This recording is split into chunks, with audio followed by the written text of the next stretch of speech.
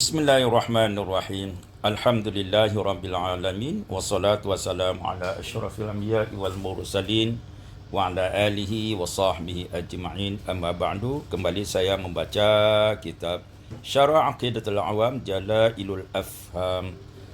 Kita masuk pada pembahasan wa hikmatu zikri hadhihi sifatil ma'nawiyah, dan hikmah menyebutkan sifat-sifat ma'nawiyah ini ma'a kauniha dakhilah fi sifati ma'ani al-madhkurah ma yali, beserta dengan adanya dimasukkan sifat-sifat ma'ani, di mana sifat ma'nawiyah ini masuk atau bagian dari sifat ma'ani far'un al-madhkurah sebagaimana yang telah disebutkan. Ma yali, hikmahnya adalah seperti berikut ini.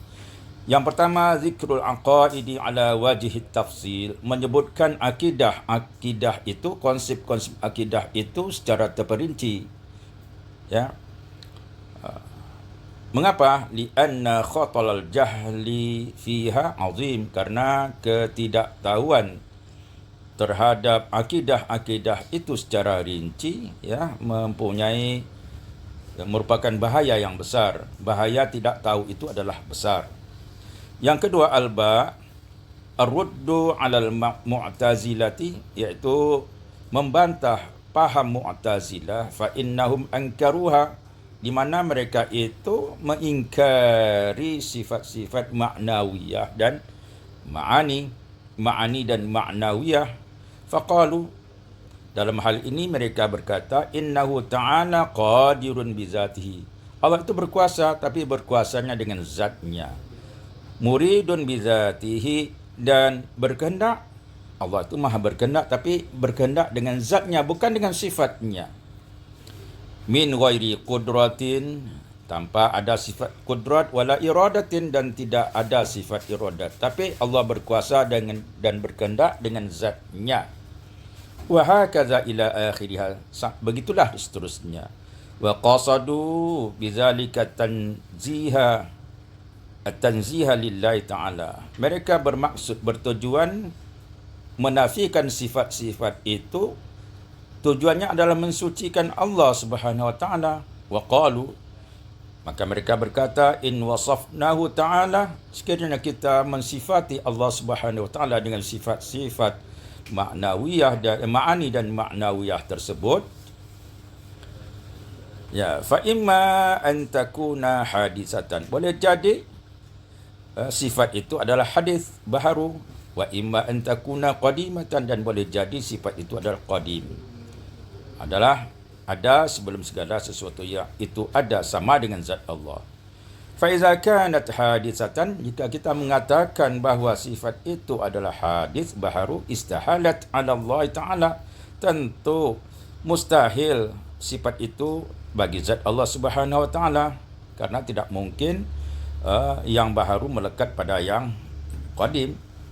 Atau qadimatan, atau kita katakan bahawa sifat itu qadim, sama dengan zat Allah Subhanahu wa taala. Ta'addadatil qudama'u, maka terjadilah banyak yang qadim, juga mustahil bahawa zat Allah itu adalah qadim, tak mungkin qadimnya itu banyak. Fantafatil wahdaniyatu, maka hilanglah konsep atau sifat wahdaniyat bagi Allah Subhanahu wa taala. Karena apa? Karena banyak yang qadim.